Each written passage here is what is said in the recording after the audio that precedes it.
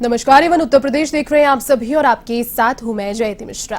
Bulletin की शुरुआत करेंगे इस वक्त की हेडलाइंस के साथ।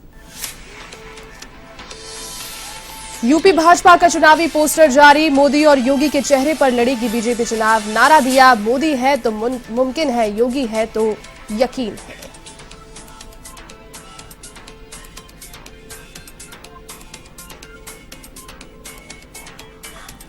कोरोना के मामलों को लेकर केंद्र सरकार अलर्ट, प्रधानमंत्री नरेंद्र मोदी ने बुलाई आपात बैठक, कोरोना के बढ़ते संक्रमण पर करेंगे चर्चा।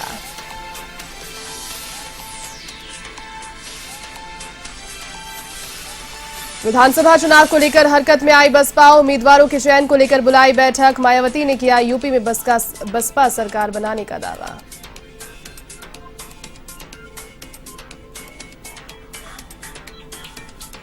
आईपीएस असीम अरुण और ईडी के राजेश्वर सिंह ने लिया वीआरएस, उत्तर प्रदेश में बीजेपी से चुनाव लड़ने की संभावना, साहिबाबाद और कन्नौज से कर सकते हैं दावेदारी पेश।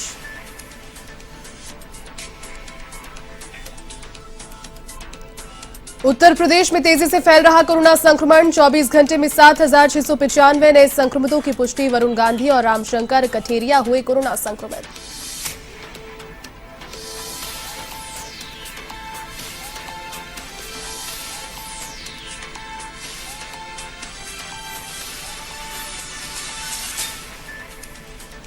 चलिए अब खबरें विस्तार से। देश में तेजी से बढ़ रहे कोरोना के मामलों को लेकर सरकार अलर्ट है, लिहाजा प्रधानमंत्री नरेंद्र मोदी आज शाम 4:30 बजे कोविड की स्थिति को लेकर एक समीक्षा बैठक करेंगे।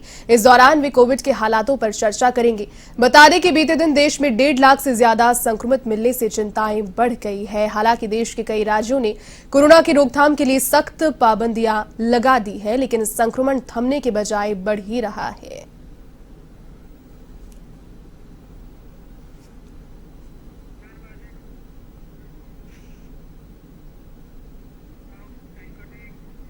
भाजपा ने यूपी में विधानसभा चुनावों का पोस्टर जारी कर दिया है। यहां भाजपा चुनावी पोस्टर में मोदी और योगी के चेहरे पर चुनाव लड़ेगी।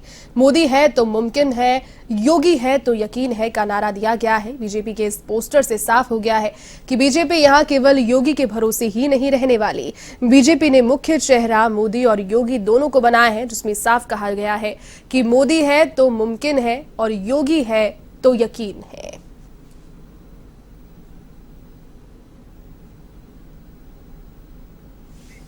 चलिए इसी खबर पर अधिक अपडेट के साथ यूपी से स्टेट हेड अमरीश सिंह इस वक्त मेरे साथ फोन लाइन पर जुड़ चुके हैं। अमरीश, देखिए जब चुनावों के दिन नजदीक आने वाले थे और अब तो एकदम अराउंड द कॉर्नर चुनाव आ गए हैं, यही सभी कयास लगाए जा रहे थे कि मुख्य चेहरा जो यूपी चुनाव का होगा वो मुख्यमंत्री योगी ही बनेंगे। लेकिन अब प्रधानमंत्री नरेंद्र मोदी की जो एक्टिवनेस बीते दिनों देखने को मिली है उत्तर प्रदेश की राजनीति में, पोस्टर लॉन्च में भी साथ ही साथ यहाँ नजर आ रहे हैं। प्रधानमंत्री नरेंद्र मोदी और योगी के डबल इंजन की पावर क्या देखने को यहाँ मिली, बताएं। निश्चित तौर पर जयती, क्योंकि जिस तरीके से 5 वर्षों में 2017 के बाद से ही मुख्यमंत्री योगी आदित्यनाथ ने उत्तर प्रदेश में काम किया और भाजपा का हमेशा एजेंडा रहा है हिंदुत्व का, तो हिंदुत्व का सबसे बड़ा चेहरा भी योगी ही है। और फिलहाल अगर बात करें पिछले जिस तरीके से प्रधानमंत्री मोदी ने भी काफी समय से हम देखा जा रहा है, जब भी किसी योजना का शिलान्यास होता है तो वहां पर भी सिर्फ 2 ही चेहरे नजर आते हैं, प्रधानमंत्री मोदी का या मुख्यमंत्री योगी आदित्यनाथ का। तो उसी के दृष्टिगत ये नया पोस्टर भी जारी हुआ है, जिसका स्लोगन भी दिया गया, मोदी है तो मुमकिन है, योगी है तो यकीन है। और इससे पहले देखा भी गया, जैसा मैं पहले बोला, कि अक्सर ये दोनों ही बड़े नेता साथ होते हैं और चुनाव के दृष्टिगत भी, क्योंकि कार्यकर्ता भी चाहता है कहीं ना कहीं कि जो मुख्यमंत्री का चेहरा हो वो योगी आदित्यनाथ मुख्यमंत्री योगी आदित्यनाथ ही हो, लेकिन मार्गदर्शन जो है वो प्रधानमंत्री नरेंद्र मोदी का होगा। तो ये कोई नया नहीं है, लेकिन हाँ जरूर पोस्टर जरूर ये नया है और इन दोनों के चेहरे पर ही अब आगे चुनाव होगा और इसको सभी राजनीतिक पार्टियां जो है वो भी अच्छे से समझ चुकी हैं। जयती, अमरीश, इसके अलावा जिस तरीके से अब चुनाव की तारीखों का ऐलान हो गया है, लगातार कोविड के बढ़ते संक्रमण के बीच में चुनाव कराए तो जा रहे हैं, लेकिन कई प्रोटोकॉल्स यहां पर रखे गए हैं। प्रधानमंत्री नरेंद्र मोदी और मुख्यमंत्री योगी आदित्यनाथ की जो पार्टी है, एक तरीके से तस्वीर यहां स्पष्ट हो गई है। किस तरीके से अब यहां रणनीति आगे बन सकती है चुनावों तक? देखिए जैसी समझने वाली बात यह है कि ये तीसरी लहर जो है ओमिक्रॉन, ये इसकी प्रचंडता जो है वो बढ़ती जा रही है और इसी की भयावहता को ही देखते हुए चुनाव आयोग ने भी 15 जनवरी तक पूर्णतः रैलियों पर रोक लगाई हुई है। हाँ, वर्चुअल संवाद आप जरूर कर सकते हैं, लेकिन कल जैसे ही चुनाव आयोग ने पीसी के बाद ही सबसे पहला रिएक्शन कांग्रेस और सपा की तरफ से आया। सपा अखिलेश यादव ने तो एक बयान भी जारी करते हुए बोला है कि वर्चुअली अगर रैलियां करनी पड़ी कोरोना के दृष्टिगत, तो वर्चुअली शायद बीजेपी का जो आईटी सेल है वो सबसे ज्यादा मजबूत है। तो सोशल मीडिया अगर कन्वेंसिंग करते हैं तो वो सबसे ज्यादा प्रमोशन का फायदा जो है बीजेपी को मिलेगा। लेकिन दूसरी पार्टियों ने भी तैयारी की हुई है, वो पहले ही जनता तक पहुंच चुके हैं, क्योंकि उनको भी पता था कि चुनाव आयोग की गाइडलाइंस में ये कोरोना जैसी विषम परिस्थितियों का जो उल्लेख है वो जरूर होगा। तो उसके दृष्टिगत ही वर्चुअल साधन और जनता को कैसे साधना है, जनता तक कैसे पहुंचना है, इसकी तैयारी सभी पार्टियों ने की है। लेकिन हाँ, इसमें भी कोई दो राय नहीं है कि वर्चुअली बीजेपी कुछ मजबूत तो दूसरी पार्टियों से जरूर है। जयती, बिल्कुल। चलिए अमरीश, बहुत शुक्रिया तमाम अपडेट के लिए। उत्तर प्रदेश में कोरोना संक्रमण तेजी से अपने पांव पसार रहा है। बीते 24 घंटे में 7,695 नए कोरोना संक्रमित मिले। इसके बाद पूरे प्रदेश में कोरोना संक्रमितों की संख्या बढ़कर 25,974 हो गई। ऐसे में आज से पूरे प्रदेश में रात 10 से सुबह 6 बजे तक नाइट कर्फ्यू लगा दिया गया है। इधर बीजेपी सांसद वरुण गांधी और रामशंकर कठेरिया भी कोरोना पॉजिटिव मिले हैं और दोनों नेताओं ने खुद को होम आइसोलेट कर लिया है। वाराणसी में 13 बच्चे संक्रमित मिले हैं, जिसमें 1 से 14 साल तक के बच्चे शामिल है।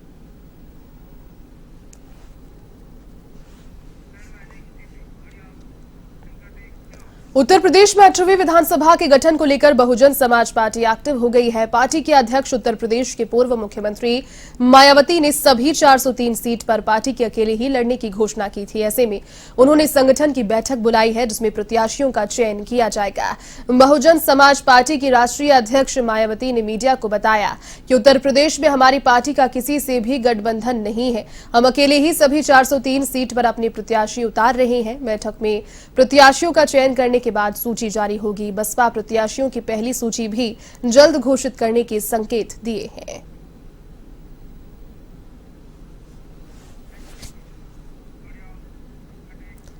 उत्तर प्रदेश में विधानसभा चुनाव की तारीखों का ऐलान होते ही कानपुर के पुलिस कमिश्नर असीम अरुण और प्रवर्तन निदेशालय के संयुक्त निदेशक राजेश्वर सिंह ने वीआरएस ले लिया है। दोनों के भारतीय जनता पार्टी के टिकट पर विधानसभा चुनाव लड़ने की संभावना है।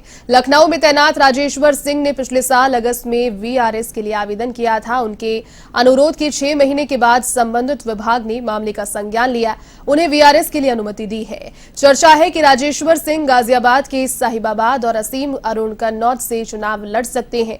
हालांकि अभी तक राजेश्वर सिंह ने अपने भाजपा में शामिल होने और अपने वीआरएस के बारे में कोई भी आधिकारिक बयान नहीं दिया है। वो अभी तक इस मामले पर चुप्पी साधे हैं। ईडी में अपने लंबे कार्यकाल के दौरान उन्होंने सबसे संवेदनशील 2G स्पेक्ट्रम आवंटन मामले की जांच की है।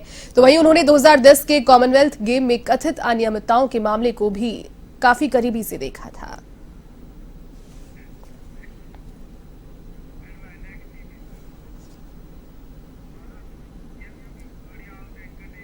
खालसा पंथ के संस्थापक गुरु गोबिंद सिंह की जयंती पर देश भर में कार्यक्रमों का आयोजन हो रहा है और इसी को लेकर यूपी के मुख्यमंत्री योगी आदित्यनाथ ने ट्वीट कर बधाई दी।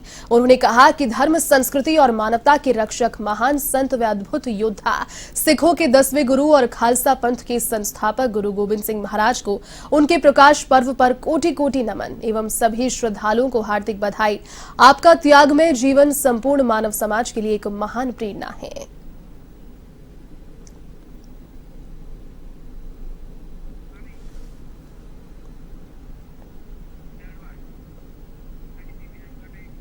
चुनाव आयोग ने उत्तर प्रदेश में विधानसभा चुनावों की तारीख का ऐलान कर दिया है, जिसको लेकर कानपुर देहात जिला निर्वाचन अधिकारी जितेंद्र प्रताप सिंह ने प्रेस वार्ता कर निर्वाचन आयोग की गाइडलाइंस की पालना करने और प्रचार सामग्री हटाने के कड़े निर्देश दिए हैं। उन्होंने बताया कि जनपद में तीसरे चरण में 25 जनवरी को नामांकन और 20 फरवरी को मतदान कराया जाएगा। प्रत्येक मतदान केंद्र में अधिकतम 1250 मतदाता मताधिकार का प्रयोग करेंगे।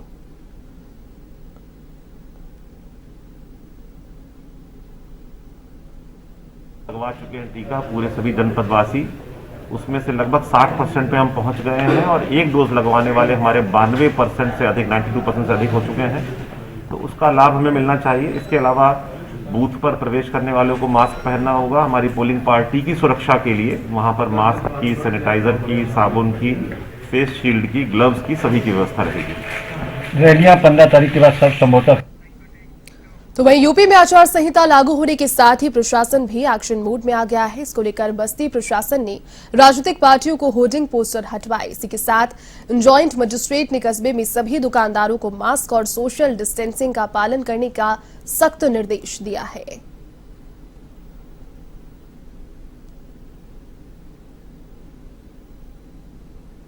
यानी कि कल 4 बजे तक हमारा यही है टारगेट कि सब जगह से किसी भी राजनीतिक या पॉलिटिकल इम्प्लीकेशन वाले जितने भी पोस्टर, बैनर्स, वॉल पेंटिंग है, कहीं पे भी वो नहीं रहेंगे कल 4 बजे तक, 24 घंटे के अंदर। और इसी के साथ जितने भी किसी भी पार्टी से related poster, banner, cutouts, hoardings जो भी लगी हुई हैं उनको लगातार उतारने का काम शुरू किया गया है।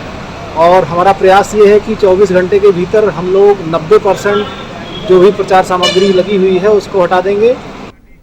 यूपी में आचार संहिता का ऐलान हो चुका है। इसको लेकर रायबरेली में आचार संहिता लगते ही जिला प्रशासन सहित नगरपालिका ने राजनीतिक दलों के पोस्टर और होर्डिंग हटाना शुरू कर दिया। यहां प्रशासनिक दस्ते ने डिग्री कॉलेज चौराहा स्थित कलेक्ट्रेट परिसर पर लगे पोस्टर हटवाए।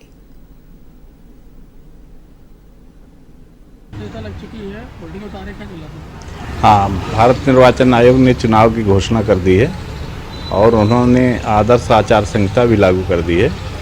माननीय भारत निर्वाचन आयोग के आदेश के अनुपालन में ये होर्डिंग वगैरह। खबर हमीरपुर से, जहां एक तरफ कोरोना जैसे वायरस से लोग परेशान हैं, तो दूसरी ओर मूसलाधार बारिश की वजह से साथ ही ओलावृष्टि ने किसानों की कमर को तोड़ दिया है। आपको बता दें कि हमीरपुर के राठ क्षेत्र स्थित दर्जनों गांव में बेमौसम बारिश और ओलावृष्टि ने रबी की फसल को तबाह कर दिया। इसको लेकर किसानों ने बताया कि भारी बारिश के साथ जमकर ओले गिरने से किसानों की फसलों को भारी क्षति हुई है। इसको लेकर मायूस किसानों ने केंद्र और राज्य सरकारों से पूरा मुआवजा देने की मांग की है।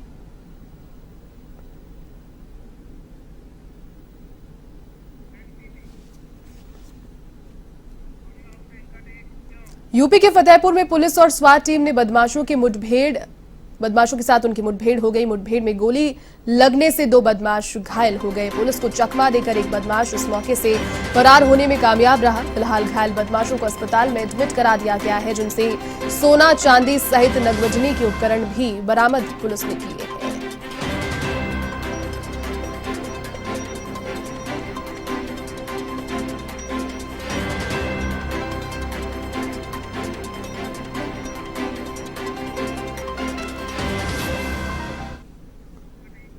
यूपी के संभल में नखासा थाना पुलिस ने नकली शराब के कारोबार पर कार्रवाई करते हुए 2 आरोपियों को गिरफ्तार किया। पुलिस ने मौके से 520 लीटर नकली शराब और मौके से शराब बनाने के उपकरण बरामद किए।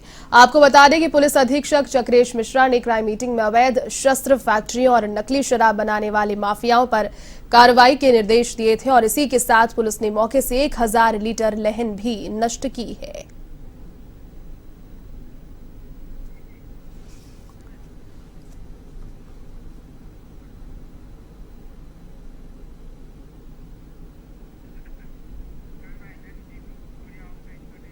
खबरों फिरोजाबाद के शिकोहाबाद थाना क्षेत्र से, जहां 10 दिवसीय सम्मेलन में किन्नर के साथ आई किशोरी से कार चालक ने दुष्कर्म की वारदात को अंजाम दिया। इस मामले की सूचना मिलने पर सम्मेलन में आए लोगों में हड़कंप मच गया। इस दौरान किन्नर बालिका को लेकर थाने पहुंची, जहां मामला दर्ज कर किशोरी का मेडिकल करवाया गया। फिलहाल पुलिस मामला दर्ज कर आरोपी की तलाश में जुटी है।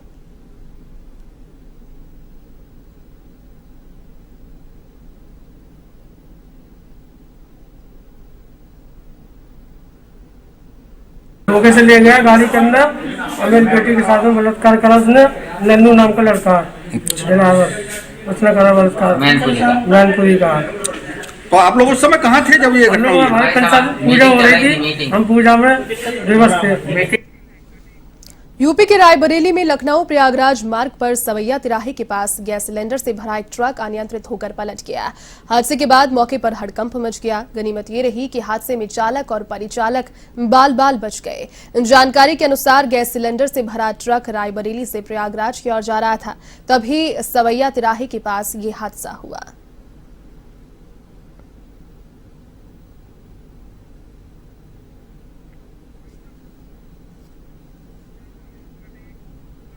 चलिए इस बुलेटिन में फिलहाल के लिए बस इतना ही। देश और दुनिया की तमाम बड़ी खबरों को देखने के लिए आप देखते रहिए वन टीवी। नमस्कार।